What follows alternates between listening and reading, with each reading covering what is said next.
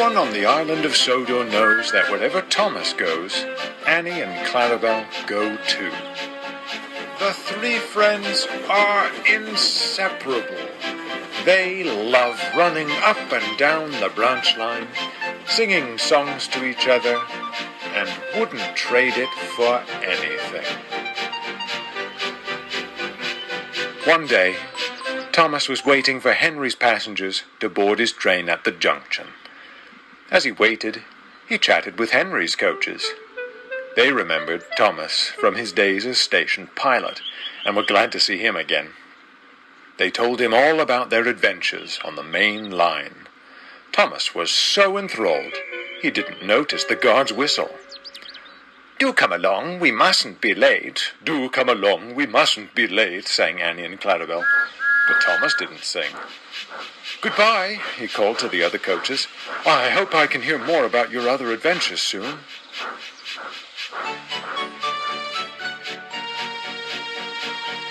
What fun it must be, Thomas thought aloud, venturing all along the main line.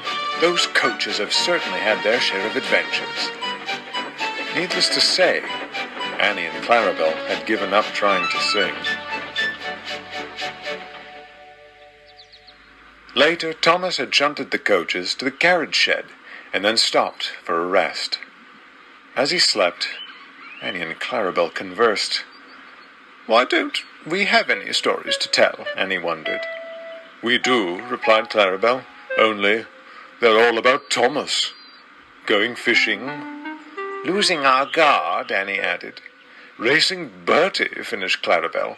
"Wonderful stories, mind you, but we were merely along for the ride," Annie sighed. "Would be nice to go on the main line again," smiled Clarabelle. "Who knows what we'd see nowadays?" At that moment, Thomas awoke. "So I'm not good enough anymore, is that it? What nonsense! You're not fit for the main line nowadays." Annie was going to tell Clarabelle that they weren't fit for the main line anymore, but Thomas's words made her so cross she changed her mind right then and there. "We're quite fit, thank you. Besides, it would be nice to go with the other engines. Perhaps they won't ignore us." Thomas was shocked.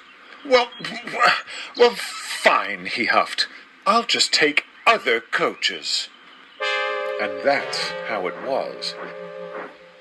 The next day, Annie and Clarabelle were added to James's stopping service, and Thomas used the old coaches. They said nothing to each other as they left the junction.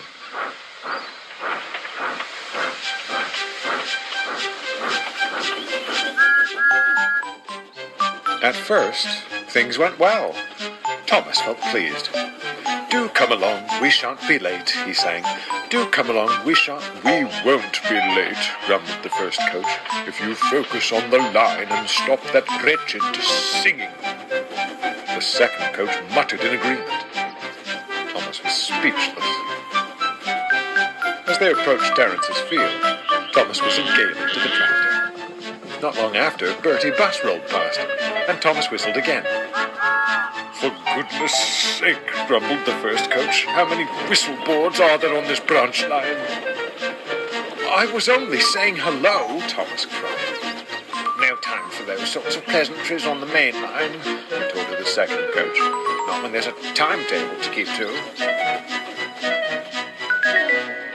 Thomas's heart sank. This wasn't what he'd expected at all. He was miserable for the rest of the day. He didn't want to admit it, but he missed Annie and Clarabelle dreadfully. At the end of the day, Thomas was at the junction with his last train. He was having a drink and feeling quite down when Henry fussed in. "Every station, there's a timetable that we... you there, Thomas, yes. Come take these coaches away at once." Thomas looked up. At the rear of Henry's train were Annie and Clarabelle. "These silly things haven't stopped singing. Do come along, you'll all be late. I've been on time all day, thank you." Thomas couldn't help but laugh. At once he coupled his coaches to Henry's train. Henry snorted off indignantly. "I'm sorry, you two," said Thomas sadly. "I shouldn't have been so rude." "My day has been dreadful," interrupted Annie sadly. "Ours, too." "We missed you dearly," added Clarabel. "Those mainline engines treated us awfully. Some adventure, that was." "Disgraceful," huffed Thomas. "They should be so lucky to have you on their trains." The three friends stopped, and then they laughed. It was good to be together again.